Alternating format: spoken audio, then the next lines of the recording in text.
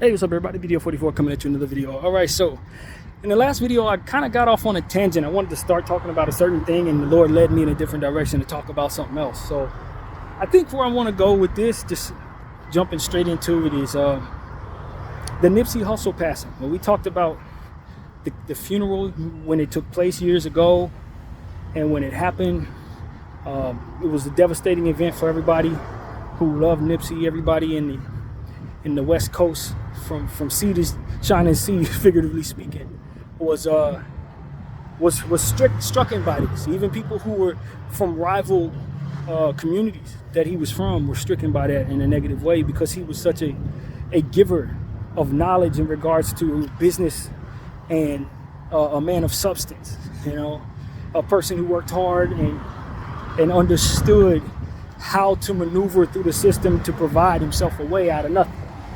An example of how to be an excellent businessman, using his intellect and his overall talents to not only provide music, but also provide opportunities for people.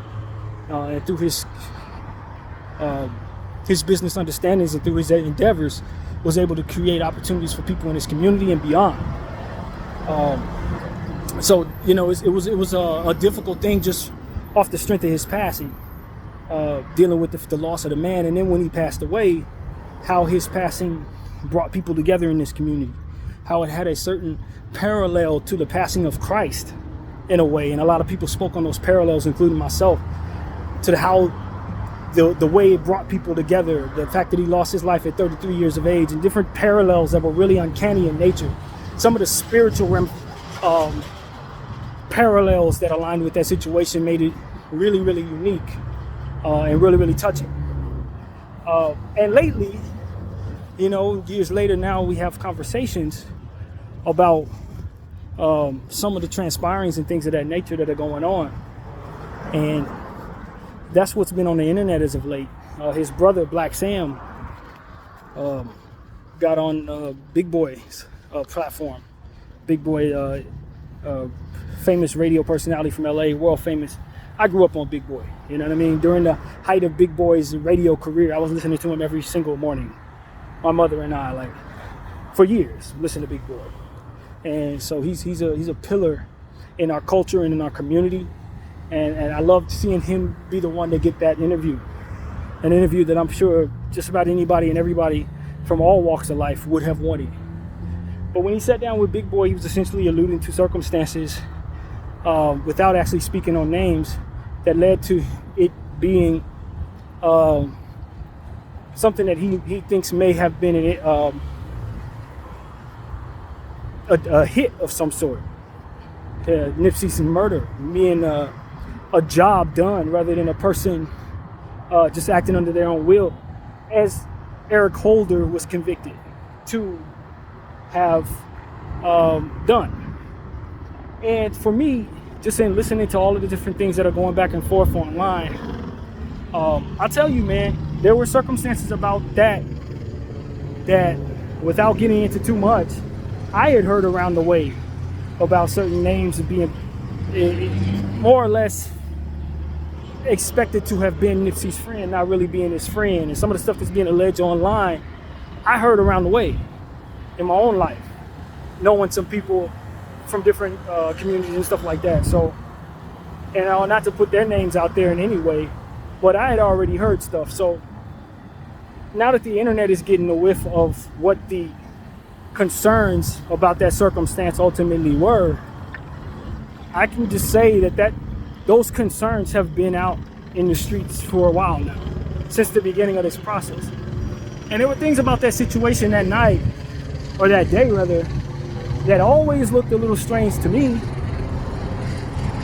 In that environment, based on those circumstances, why wasn't anyone armed? I've never been able to wrap my mind around that. That neighborhood over there where the Marathon store is, where Nipsey was murdered, is a neighborhood of communities of people that's one of the biggest communities in our environment. And it is understood that they have their in issues, whatever they may be, in-house issues. Circumstances have been alleged where people have turned on people and backdoor people and stuff. in many cases in that community. Dare I say, very known for that. And if this person, Eric Holder, was no good in the neighborhood for whatever set of reasons, why were they on high alert? That's my question. I never understood why they weren't on high alert. I never understood why people were not armed. And some of the concerns that are being revealed right now only further raise concerns about that speculation being valid. That people were not where they needed to be, doing what they needed to be doing to protect Nipsey Hussle.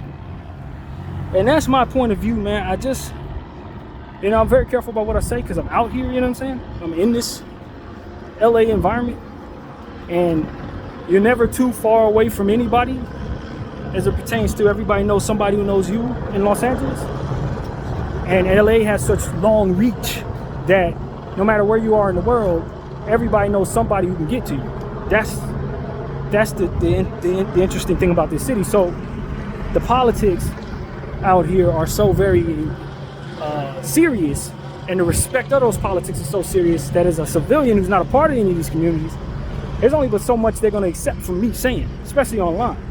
Yeah, but I'm a speculator and I'm a civilian, so my point of view comes from what I hear both online and maybe around the way here and there. And for me, I just found it very, very suspicious that nobody was armed that day in that circumstance to protect the main guy, man.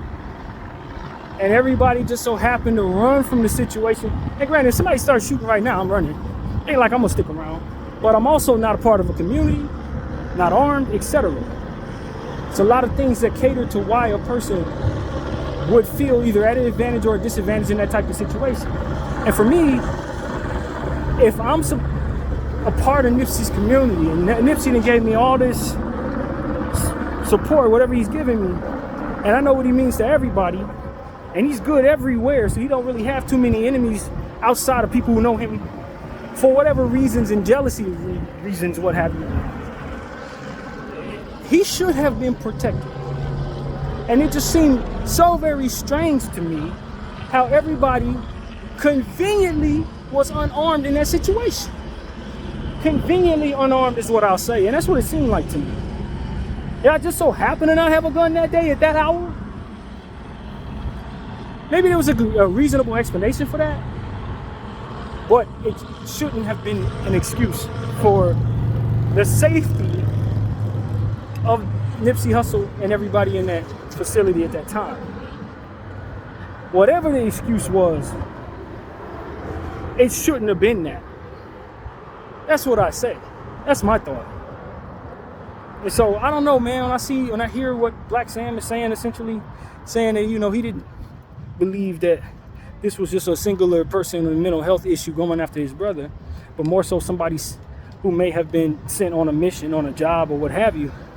It just speaks to my understanding of what it is I've been told, and how, that held validity in a sense to maybe circumstances surrounding the situation. From what I understand, DJ Khaled was an investor in that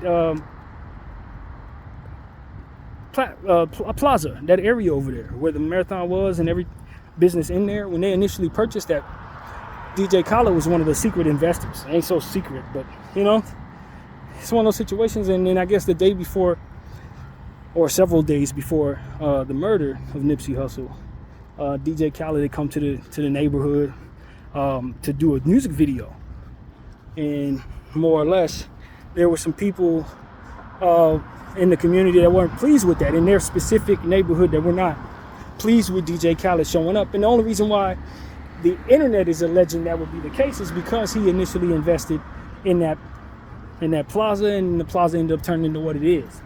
And maybe there were some people in the community who felt like Nipsey should have gotten the money, the loan, from some others within that community. And who knows what the word is, My first mind is it's probably a safer bet that the money would be legitimate if it came from Khaled, but I don't know people. You know what I mean? I don't know that to be true. But the point is, Nipsey felt it was better for him and their circumstances, Black Sam as well, and their family, to get outside investors instead of neighborhood investors to help purchase the plaza. So that led to when DJ Khaled came to the neighborhood, they were going to try to press DJ Khaled, I guess, extort him or what have you, alleged just out of sheer jealousy and out of the politics of the circumstance itself. So, you know, it's been said that Black Sam was essentially alluding to how they weren't going to allow it to happen, and maybe that could have been a motive for why someone may have put Eric Holder up to killing Nipsey. You know what I mean? And then you got to look at the conspiracy of the whole situation from the outside looking in. That day, all these people that usually protect Nipsey don't have a gun to fire back at Eric Holder and subdue that circumstance from happening. It don't feel right. It never felt right to me. And now that all of this is being talked about online, it just reminds me of all the different things that I thought when that happened. And how I just thought it was conveniently in place for people who know of the streets, who know of that neighborhood, who know of the threats and the circumstance during a time when there was some static, to not be on high alert. That's a little crazy to me. To not be on high alert during a time where that type of exchange had taken place that same week.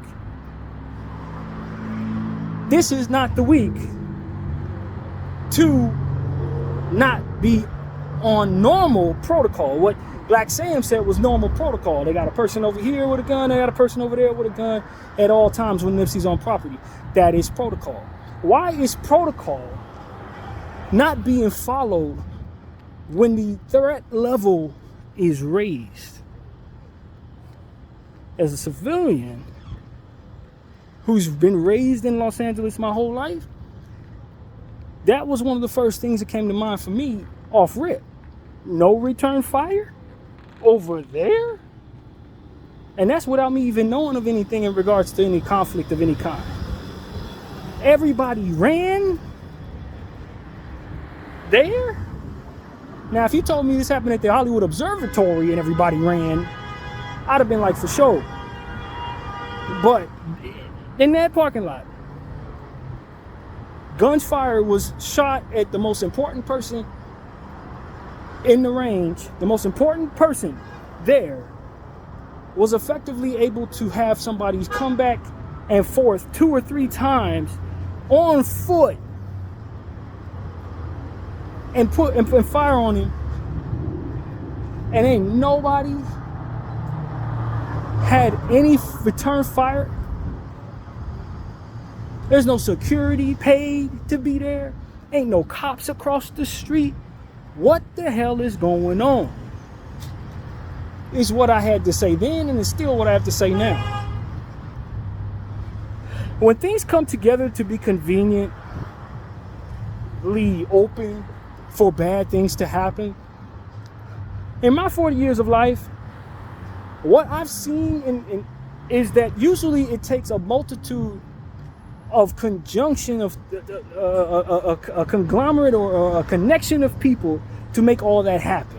They gotta not be where they supposed to be. They gotta not be where they supposed to be. They gotta be able to conveniently come over here in ways they would not be able to. And that person gotta conveniently be somewhere where they otherwise wouldn't be to be a target. It's like a lot of things have to work in conjunction. You can get lucky on 1 or 2 of those fronts, but not all of the fronts necessary to accomplish what it is that Eric Holder accomplished. I'm sorry. It's just too damn clean. In a time where everybody should, especially street dudes, people who I know when the threat level is high, to be on low alert when the threat level is high, fam. If ever there was a justifiable reason to think that something fishy took place, it's when all these things that don't happen 9 out of 10 times happen all at once so that something terrible or something great can happen. You see what I'm saying? It don't add up, man. And then when you start seeing people profit after the person goes down, it's the same thing I said about Pac and Biggie murder. All of a sudden, Puffy turned into the biggest star in the world after Biggie died. He doing all these songs. He jumping around on stage. We had never seen him in the fashion that we seen him until Biggie died. And for those of us who are old enough to remember that, it was weird, bro. It's like your man just died. You make this big, huge song missing you, and all of a sudden you're the biggest star in the world for like 4 years. Bigger than Biggie at one point, it seemed. And for me, I was like, yo. I look around and everybody else then fell off in a way. Everybody else on both sides, gone to jail, died, broke. You see what I'm saying? All the people in the community over here that Pac was claiming, most of them dead. Suge in jail, lost his business. And then Puffy's a billionaire? And the thing that triggered all of that was Biggie's death. And people just so happen to not have guns that day. People just so happen to not show up to the club that day. All these different things came together. You see what I'm saying? It's like, yo, man, I would love to pretend like I'm just buying what things are on the surface. And granted, things can happen. The stars do align in certain situations where it may look like something is a conspiracy, but really it was just a bunch of stuff just happened. So you can never rule that out. But when stars align, you can also never rule out that somebody is doing something to make it happen. And so for me, it's like, when it comes to this Nipsey thing, I've always been in the mindset that this lines up to be a collaborative effort to assassinate that man. And it took many different things to fall in line properly for Eric Holder to be able to get to him at that moment. And some of it had to be, from my perspective, from a lot of different angles. People on your side, people on this side, people over there, the police, all had to conveniently not be where they needed to be, or conveniently not doing what they normally do in order for this to happen. That's what I'm saying to you. This ain't never looked like just one person walked up and shot this man, because he was essentially walking into a situation where 9 out of 10 times, if he walks up there, he gonna be confronted by people who have more weaponry than he does. But this time he didn't. And mind you, this person with a mental health issue. So you want me to believe that when he came up there to scope the place out, that he was in his right mind enough to know that all of these different things are in conjunction that work in his favor? How many times had he come up there to scope that place out before? Had they ever seen him up there to do the job before? That's my question. Did they ever see him before that? Or did he just come down there that one time, got lucky, did what he did, slid off, and nobody touched him? You see what I'm saying? Nobody touching him.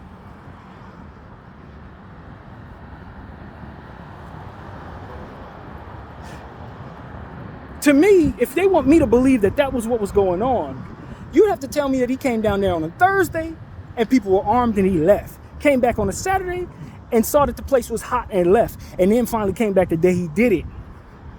Looked around and saw the things that were normally there were not there. And then to proceed to do that to Nip. In order for me to say, yeah, that makes sense. And then I would have to provide credibility to a mind that you've already deemed by the state is mentally ill. So to say that I just trust that he's going to assess the situation as free and clear properly is a whole lot of trust that I'm putting in a mind that is not okay. Now everybody, mental health goes all different ways. I got mental health issues, you know what I'm saying? But I'm saying to you, that if this person was somebody who belongs in a psych ward, and he comes down to assess a threat level of something like this, he got it right. Or did somebody tell him when all of these things were going to be aligned so he didn't have to use his mind to assess that threat level? That seems a little more logical. If I'm going to ask a crazy person to do something by themselves, I'm not going to trust that, one, they're going to be able to assess that thing properly, and two, which leads itself to this not being that kind of thing, that they're not going to tell on me. You see what I'm saying? So it's a lot that points in a lot of different directions, but at the end of the day, when it comes to that situation, that specific situation, it's a lot of things that lined up really, really right for that to be able to take place. Or wrong in the case of those who definitely didn't want it to happen. But you get what I'm trying to say, man. There's some convenient stuff that just happen to line up. And that's not something that you can count on in that circumstance based on what is normal there. So that's what I'm expressing to you guys, man. I'm not saying I know. I'm just saying that my spidey senses are up, and have always been when it comes to both of those situations, both Nipsey and Biggie's passing. It seemed to me that a lot of people came together to conveniently be out the way or unarmed. You know what I'm saying? Conveniently. This security guard ain't show up for that situation, you know what I'm saying? So therefore he didn't have the type of security he normally does. Somebody was sent home early. It's just,